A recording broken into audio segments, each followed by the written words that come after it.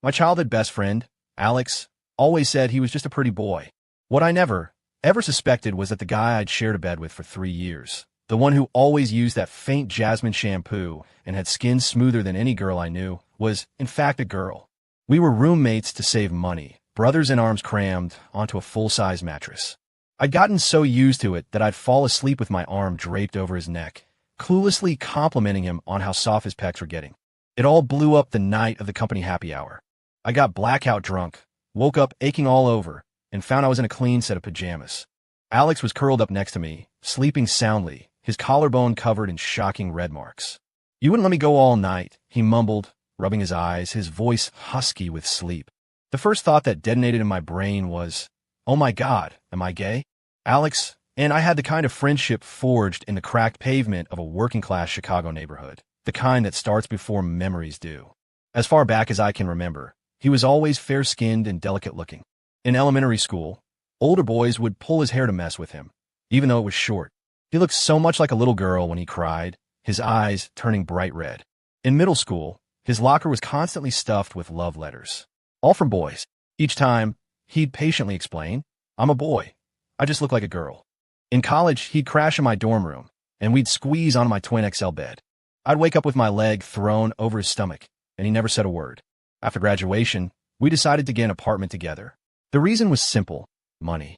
Rent in the city is a nightmare. Think of all the video game skins we could buy with the money we save on a two-bedroom, Alex had said at the time. He had a point. So we found a one-bedroom with a single full-size bed.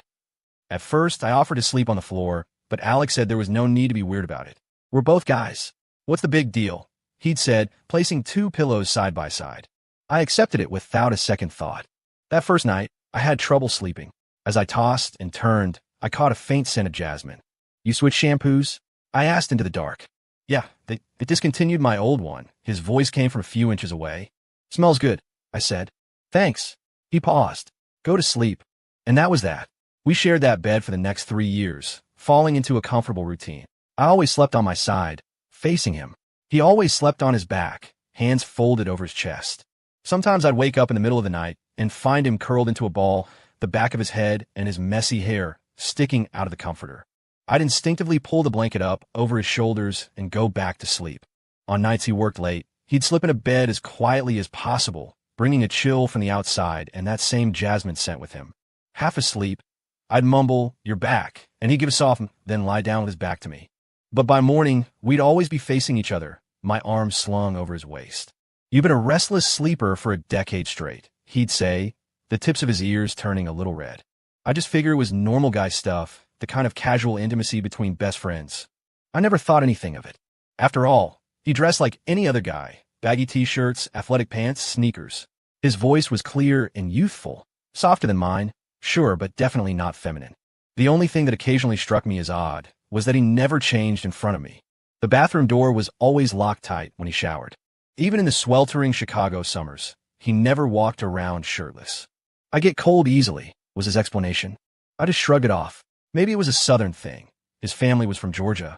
Last month, for my birthday, my department threw a party. They fed me tequila shot after tequila shot, and by the end of the night, I was practically floating. I vaguely remember Alex meeting me at the L station.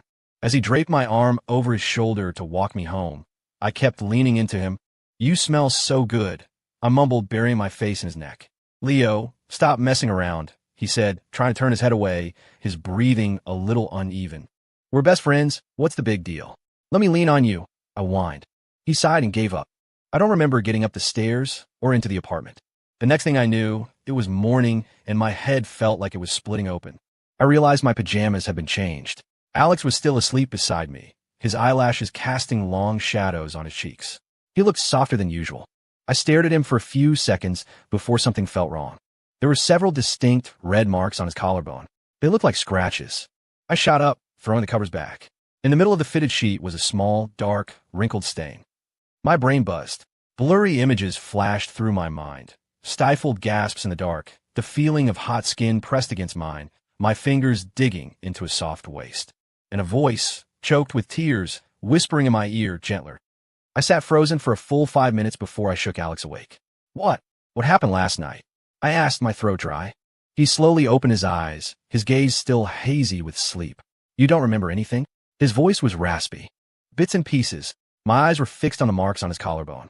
You threw up all over yourself, he said, sitting up and running a hand through his hair. I had to change your clothes for you. And then you said you were cold and insisted on cuddling.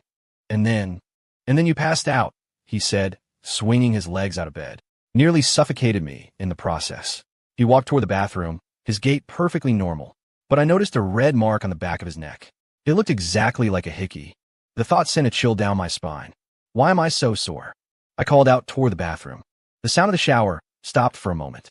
You took a tumble down the stairs on the way up. His voice came, muffled by the running water. It took everything I had to drag you back here. It sounded plausible, but the feeling of wrongness only intensified. At lunch, I watched him secretly. His hand was steady as he held his fork. When he bent his head to sip his soup, I saw a small, scabbed-over cut at the corner of his mouth. What happened to your lip? I asked. Canker sore, he said without looking up. Oh, I took a bite of my food. So, I didn't say anything weird last night, did I? You kept calling me daddy, he said, his face a perfect mask of seriousness. Get lost. He let out a small laugh and kept eating, but my appetite was gone. That afternoon, I called in sick to work, claiming a migraine. Before Alex left, he poured me a glass of water with honey. There's leftover pizza in the fridge if you get hungry. As he bent down to tie his shoes, the collar of his shirt slipped, revealing a dark purple bruise on his shoulder blade. It looked like it had been made by fingers, gripping him hard. What happened to your shoulder? I asked. Pulled a muscle at the gym. He straightened up, tugging his collar back into place. Later, the door clicked shut. I sat on the bed, staring into space. The fragments of the night before were coming back into focus. I remembered the softness of the body I'd held in my arms. I remembered him whimpering, no more. I remembered the trembling curve of a waist. I remembered the faint, salty taste when I'd bitten down on a collarbone. Every detail pointed to one absurd possibility. I scrambled off the bed and ran into the bathroom. I dug through the trash can and found a wad of blood-stained tissues and several balled-up alcohol wipes. My heart hammered against my ribs. I bolted to the kitchen and tore open the garbage bag. On top was a ripped plastic delivery bag. I picked it out, smoothing it to read the receipt. It was from a 24-hour pharmacy delivery service. The item name was blurred out, but the delivery instructions were crystal clear. Emergency contraceptive. Please deliver ASAP. I leaned against the sink, my mind a chaotic mess.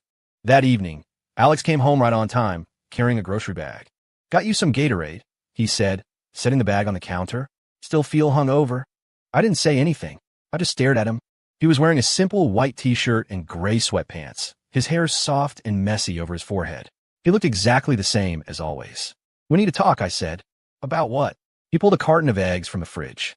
I'm making scrambled eggs tonight. About what really happened last night. His hand paused mid-crack. Already told you. Did you tell me everything? What else is there? He started whisking the eggs, fast and frantic. Why do I feel like I got hit by a truck? You fell down the stairs.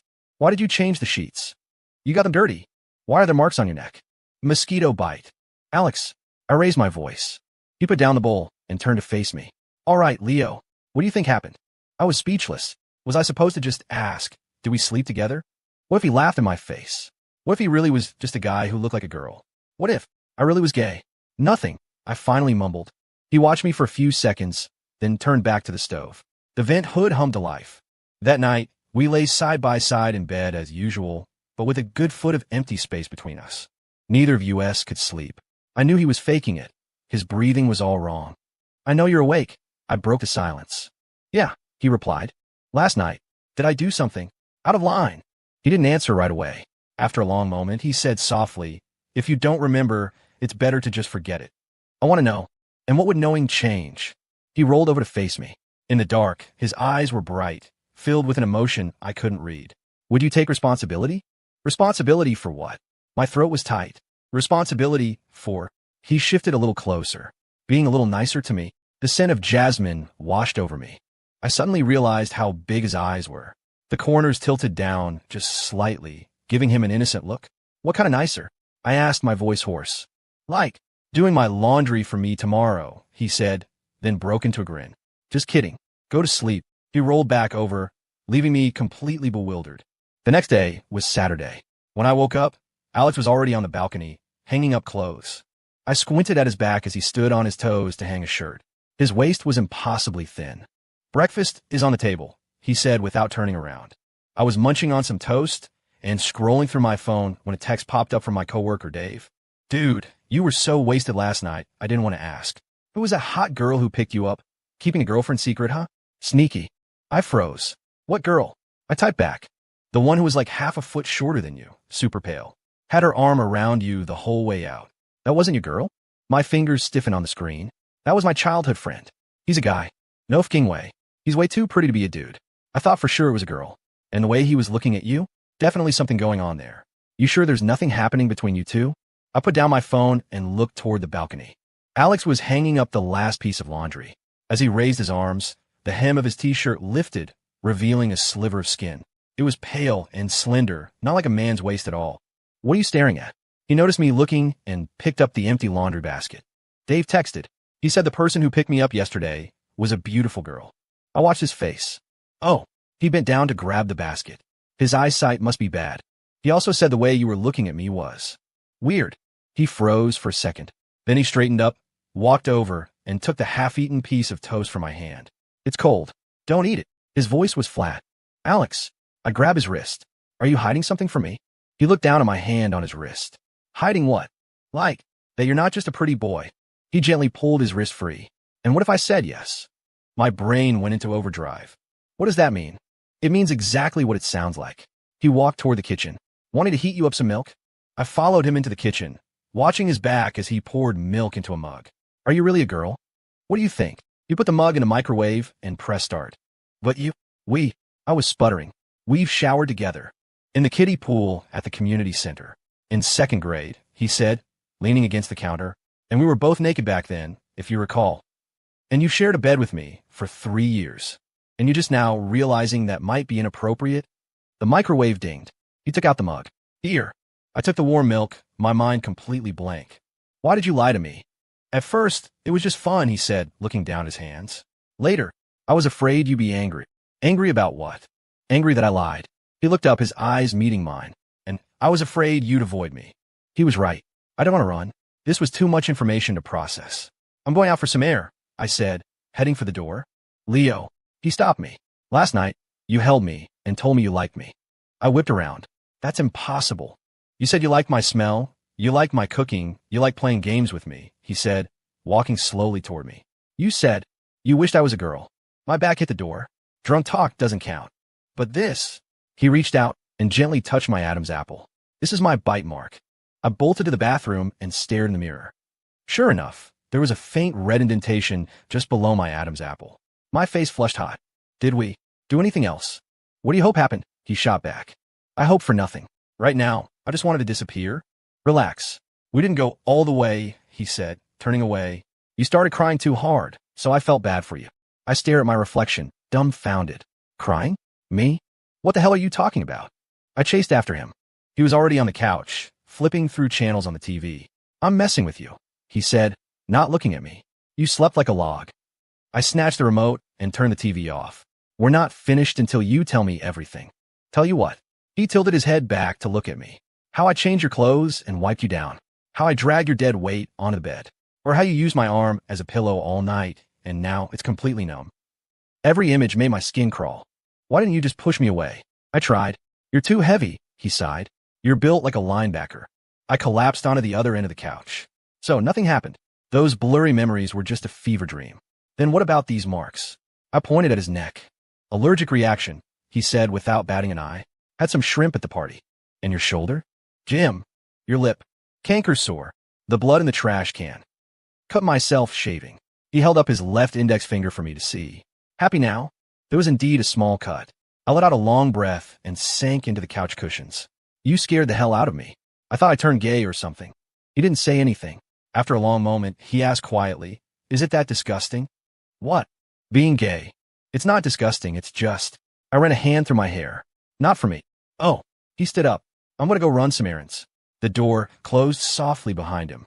I lay on the couch, staring at the ceiling. The truth was out, so why did I feel so empty? Alex didn't come back to make dinner. My stomach was growling, so I ordered a pizza from DoorDash. I was halfway through it when he came back, holding a bag from Target. I bought new sheets, he said, pulling the package out of the bag. Yours have a grease stain that won't come out. I remember the dark spot on the sheets from yesterday. Sorry, I drank too much. I felt a pang of guilt. It's fine. He went into the bedroom and started making the bed. I finished my last slice and went to help him. I can get that. I took the fitted sheet from him. He didn't argue, just stepped aside and watched me. Leo, he said suddenly. Yeah. What if I really had been lying to you for 3 years? Alex's voice was so quiet I could barely hear it. My hand stilled on the sheet. What do you mean? Exactly what it sounds like. He came over and took a corner of the sheet from my hand. Like, for instance, what if I really am a girl? I laughed. That's not a funny joke. I'm not joking. He looked up, meeting my gaze directly. Do you need proof? My smile froze on my face. Proof of what? Proof of who I am. His tone was so calm. He could have been talking about the weather. I stared at him for a full minute, searching his face for any sign that he was kidding. There was none. His expression was dead serious, with a hint of cornered desperation. How? I heard myself ask, my voice cracking. However you want. He opened his arms slightly. You can check for yourself. My eyes involuntarily dropped to his chest. Under the baggy t-shirt, there did seem to be a slight curve, but I'd always just written it off as muscle. Are you serious? My throat felt tight. Yeah. He looked down. I don't want to lie to you anymore. As if possessed, I reached out my hand. My fingertips trembled as they touched the cotton of his t-shirt. He stood perfectly still, but I could see his breathing quicken. When my palm finally flattened against his chest, we both froze. The softness I felt through the fabric was undeniable. It was nothing like the hard muscle of a man's chest. I snatched my hand back like I'd been burned. You're really a girl? Do you believe me now? The tips of his ears were bright red, but he forced his voice to stay steady. My brain completely shut down. 3 years. 3 entire years, and I never realized the person sleeping next to me was a girl. Why did you lie to me? It was the only question I could think of. At first, it was just easier, he said, fidgeting with the corner of the sheet. Later, I was afraid if you knew the truth, you'd stop being my friend. Why would I stop being your friend? You would, he said, his eyes welling up. You'd feel awkward, and then you'd start pulling away. I couldn't argue because he was right. If I had known he was a she, I never would have agreed to share a bed. So what now? I rubbed my temples, which had started to ache. Whatever you want, he repeated. If you want me to find another place, I will. He said it with a slight tremor in his voice, like a small animal awaiting its sentence. Suddenly, all the little moments from the past 3 years flashed through my mind. Every meal she'd cooked for me. The way she'd stayed up all night taking care of me when I was sick. The desk lamp she always left on for me when I worked late. And that faint scent of jasmine every single morning. You don't have to move out, I heard myself say. Her eyes widened in surprise. I don't. No. I took a deep breath. But on one condition. What condition? No more lies. Ever. She stared at me for a few seconds, then nodded forcefully. Okay. That night, we slept in the same bed, just like always. But everything was different. I was acutely aware that the person next to me was a girl.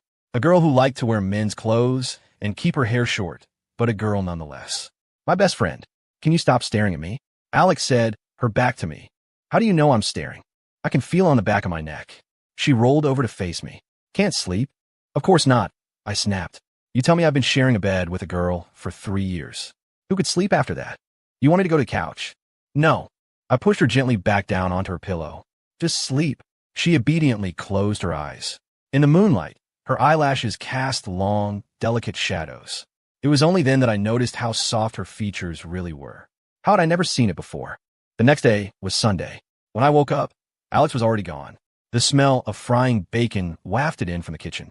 I rubbed my eyes and walked out, then stopped dead in the doorway. Alex was still wearing one of her baggy white t-shirts, but on the bottom, she had on a pair of shorts. Her legs were pale, slender, and perfectly straight. Breakfast is almost ready, she said without turning. I stared at her legs. Why are you dressed like that? It's hot, she said, sliding the bacon onto a plate. Besides, you know now, right?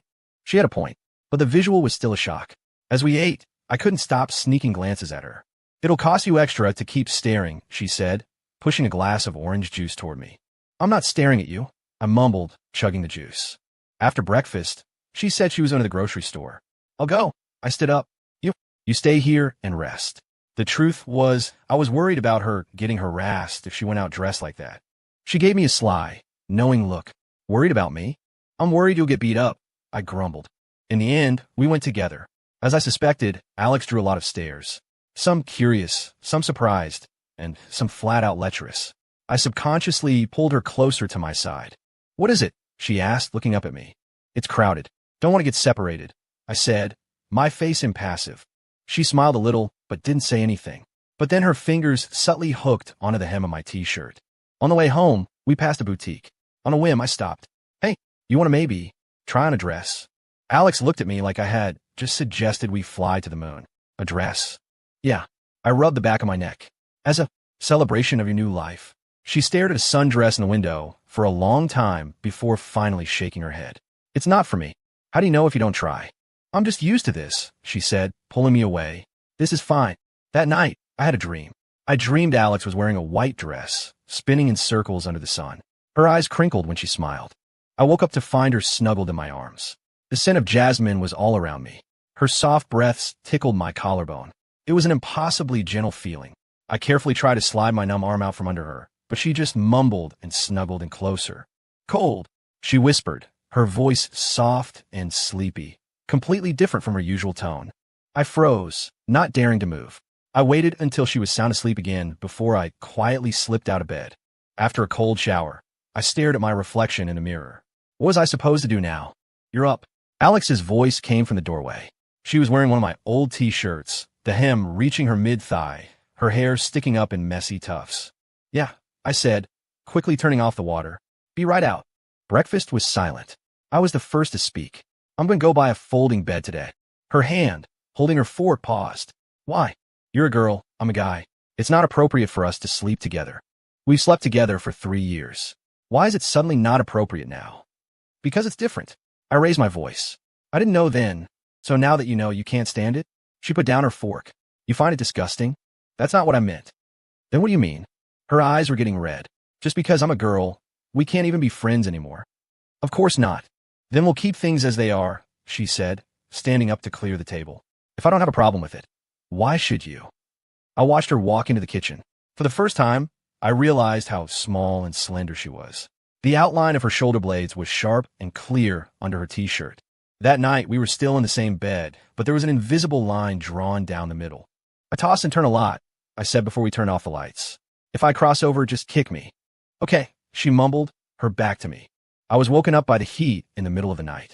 Alex had somehow managed to curl up completely in my arms, her own arms wrapped tightly around my waist. Hey, I whispered, nudging her. She mumbled something incoherent and hugged me even tighter. Her warm breath fanned across my neck, carrying that faint jasmine scent. I lay there, rigid, until the sky began to lighten, and I finally drifted off. When I woke up, Alex had already made breakfast. Sleep well? She asked, as if nothing had happened. No, I said with a dark look. A certain octopus was clinging to me all night. Her ears turned a little pink. Sorry, I can't help it when I'm asleep. We are buying a folding bed tonight. No arguments. Okay, but when I got home from work, there was a new bed in the room. A second full-size bed. A folding bed is too small. You wouldn't be comfortable, Alex said, smoothing a new sheet over the mattress. This one should be big enough, right? I stared at the 2 full-size beds crammed side by side and was at a loss for words. Where did you get the money for this? Savings, she said, fluffing a pillow. Might as well use it. It's not like I have to pretend to be a guy anymore. That night, we slept in our own beds, but neither of us could sleep. Leo, she called out softly in the dark. Yeah. Can I hold your hand? I'm so used to having someone next to me, this feels weird. I hesitated for a second before reaching my arm across the gap between the beds. Her fingers, cool and soft, wrapped around mine. Good night, she said. Good night. The next morning, I woke to find us crammed together on one bed again. My arm was slung over her waist. What is wrong with us? I shot up. Habit, she said, rubbing her eyes and smiling. Maybe we should just stop fighting it. And so, 2 beds became one again. Life seemed to go back to normal, but at the same time, it was completely different. Knowing she was a girl changed the flavor of everything. Now, when she changed her clothes, I would instinctively turn away, even though she was still in pants and a t-shirt. I started being extra careful to lock the bathroom door when I showered, even though she'd never once tried to come in. And I started noticing the little things. The way her eyelashes fluttered when she spoke. The little dimple that appeared by her mouth when she smiled.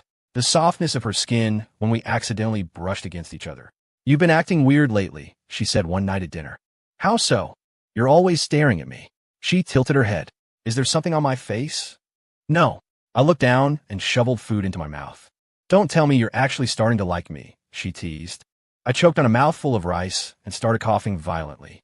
What are you talking about? Just kidding, she said, patting my back. I know you're into the bombshell types with long legs. I coughed even harder. That weekend was our high school reunion. I didn't want to go, but the class president called and said everyone had to bring a date. I don't have a date, I said irritably. What are you talking about?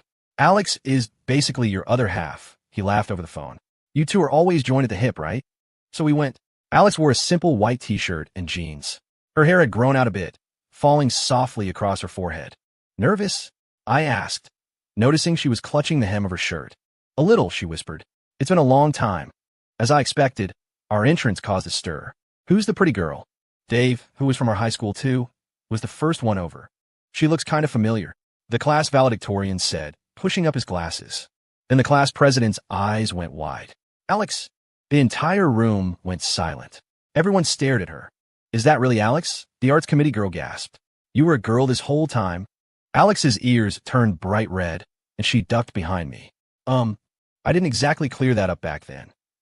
No wonder you never showered with us after gym class, the team captain exclaimed. Everyone burst out laughing, and the tension in the room vanished. So are you two? Dave nudged me with his elbow. Together now? No, I denied instantly. We're still just roommates. Living together? Huh, a few people teased. Alex's face was so red it looked like it was about to catch fire. I quickly pulled her down into a seat. Shut up, you guys. Drink up. They made her drink a lot that night. I was pretty buzzed myself. On the way home, she held onto the corner of my shirt. I'm dizzy, she mumbled. Serves you right, I said, steadying her. You can't even handle one beer, and you had 3. I was happy, she said, looking up at me with a grin. Everyone accepted me. Under the streetlight, her eyes sparkled. The little dimple by her mouth came and went as she smiled. My heart skipped a beat. You're an idiot, I said, looking away. When we got home, she collapsed on the couch. I'm sleeping here. You'll catch a cold. I tried to pull her up. Go to bed. No, she whined. Unless you carry me. I stood there stunned. This girl was definitely drunk. Walk yourself. No, she drew out the word. Leo, please. A shiver went down my spine. She hadn't called me that in at least 10 years. In the end, I scooped her up and carried her to the bedroom. She was impossibly light. Good night, I whispered as I tucked her in. But she suddenly wrapped her arms around my neck. Sleep with me. Stop fooling around. We always used to sleep together. She pouted. Is it because I'm a girl now that you won't? Yes. Sexist, she huffed. I'm going to report you. I couldn't help but laugh. To who? To the Better Business Bureau. She started laughing too, then suddenly fell silent. Leo, she whispered. Yeah. If I said I liked you, would you hate me for it? The air in the room went still. I looked at her flushed cheeks, her watery eyes, and her slightly parted lips. You're drunk, I finally said. Maybe. She let go of my neck and rolled over. Good night. I couldn't sleep that night. Her words, I like you, echoed in my mind, tangled up with 3 years of memories. The next morning, as expected, she didn't remember a thing. I didn't say anything weird yesterday, did I? She asked cautiously over breakfast. Nope, I said, focused on my oatmeal. Just some nonsense about the Better Business Bureau. She visibly relaxed, though I thought I saw a flicker of disappointment in her eyes. After that day, something quietly shifted between us. I started paying more attention to her every move. The way she'd hum to herself while cooking. The curve of her profile as she sat curled on the couch, focused on a video game. The flutter of her eyelashes as she slept. And I found myself wanting to be closer to her. I wanted to breathe in her jasmine scent. I wanted to touch her soft cheek. I wanted. You're being so weird lately, she said one night. Now what? You're always sneaking glances at me. She tilted her head. You haven't actually fallen for me, have you? This time I didn't deny it. She froze for a second, then laughed nervously. I was just kidding. What if I said I wasn't? Her smile vanished. What? I said, what if? I looked away. What if I have fallen for you? She was silent for a long time. So long I thought she might have fallen asleep. Then, maybe we could try. Her voice was barely a whisper. Try what? Being together. She looked up at me, her eyes shining with an incredible light. I mean, we've already been sleeping together for 3 years. And just like that, we started. We went from childhood best friends to a couple. In reality, not much changed. We still shared one bed. She still used that jasmine shampoo. I still fell asleep with my arm wrapped around her. But some things were definitely different. Like now, I could kiss her whenever I wanted. At first, she'd always shy away. It's scratchy, she'd complain, pushing my face away. You need a shave. I could hold her hand when we went out, even though people still occasionally mistook her for a guy. Your boyfriend is so handsome, cashiers would sometimes say. And I started buying her dresses. You really don't have to, she'd say, looking at the dress in the bag with apprehension. Just try it. I'd coax her. Just once. She finally did. It was a white chiffon dress that fell to her knees, showing off her slender calves and ankles. Does it look weird? She asked, nervously tugging at the hem. I just stared at her. I'd never noticed before when she was always in men's clothes, but she was beautiful, I said, my voice thick. Her ears turned red. Really? Yeah. I walked over and gently pulled her into a hug. You should wear dresses more often. No way, she said, burying her face in my chest. Too much work. But after that day, she did start to wear more feminine clothes, even if it was mostly just jeans and blouses. The rare time she wore a skirt, she always wore leggings underneath. Protection, she'd say, completely serious. I didn't know whether to laugh or cry. I'm the only wolf in this house. You're exactly who I'm protecting myself from, she'd say, pinching my cheek. You big creep. We were like any other couple. We went on dates to the movies, the grocery store, and for long walks in the park. We also had arguments like any other couple living together. We fought over whose turn it was to do the dishes, the right way to squeeze the toothpaste, and the perfect temperature for the AC. But we always made up. Usually, it ended with me surrendering. Are you sorry? She'd ask, twisting one to Six Flags. She was wearing a new sundress, and her hair had grown out quite a bit. She looked completely, undeniably like a girl. I want to ride that one, she said, pointing at the tallest roller coaster. You're not scared? I raised an eyebrow. If I get scared, I'll just hold on to you tighter, she said matter-of-factly. Sure enough, the second the coaster lurched forward, she gripped my hand like her life depended on it. As we reached the very top of the highest peak, she suddenly screamed at the top of her lungs, Leo, I love you. The wind roared past, but I heard her loud and clear. When we got off, her legs were like jelly. That was so embarrassing. She mumbled, hiding her face in my chest. I can't believe I actually screamed that. I laughed and stroked her hair. I love you too. She looked up at me, her eyes wide. Really? I kissed her forehead. And I loved you first. How much first? Probably since the day you told me you were just a pretty boy. Her eyes widened even more, then suddenly grew misty. You idiot. She was especially passionate that night. Wait, I said, stopping her hand as she tried to unbutton my shirt. Are you sure about this? I've been sure for a long, long time, she said, resuming her task. Unless you don't want to. I want to. What happened next felt as natural as breathing. She cried a little from the pain. If it hurts, you can bite me, I whispered, kissing away her tears. She just shook her head. It's worth it. In that moment, I suddenly remember the night I got blackout drunk. So that first night, did we really? We did, she said, tightening her arms around my neck. And I was the one who changed your clothes. She smiled, and I wanted it. I held her tighter, a pang of guilt in my chest. I'm sorry, idiot, she whispered, tilting her head up to kiss me. I love you. After that, our life was pure honey. I was practically glued to her. I had to kiss her before I left for work, and the second I got home, I'd wrap my arms around her from behind while she cooked, just to watch her ears slowly turn red. At night, I had to be holding her, my hands always wandering. It's too hot. She'd protest. I'll turn down the AC, I'd say, not stopping. She would turn to face me, her eyes shining in the dark. Why are you so clingy? Am I not allowed? I'd counter. She's my girlfriend. Can't I be clingy? She would smile and lean in to kiss me. Permission granted. Sometimes, a wave of insecurity would wash over her. Does it really not bother you that I lied to you for so many years? It does, I'd say, putting on a serious face. So now you have to spend the rest of your life making it up to me. She would laugh and throw herself into my arms. Okay, we met both sets of parents. Hers already knew all about me. Finally, her mom said, wiping away tears. She's been saying she was going to marry you since she was 6. My parents were beyond thrilled. If we'd known she was a girl, we would have been pushing you two to get married years ago, my mom said, refusing to let go of Alex's hand. Right now, she's curled up in my arms, watching some TV show. Her hair has grown to her shoulders, and she's wearing one of my button-down shirts as a nightgown. Will you come with me to get a haircut tomorrow? She asks, looking up at me. Absolutely not, I say, twirling a strand of her hair around my finger. It looks better long, but it's hot. I'll turn down the AC. She laughs and pinches my side. Is that the only line you know? I lean down and kiss her, my hand slowly sliding under the hem of her shirt. Wait, the show isn't over. We can watch the rerun tomorrow. You're terrible. The night deepens. Moonlight filters through a gap in the curtains, illuminating her sleeping face. I gently brush a stray piece of hair from her forehead and place a soft kiss between her eyebrows. Years of disguise, a lifetime of companionship. Maybe this was the best ending we could have ever asked for.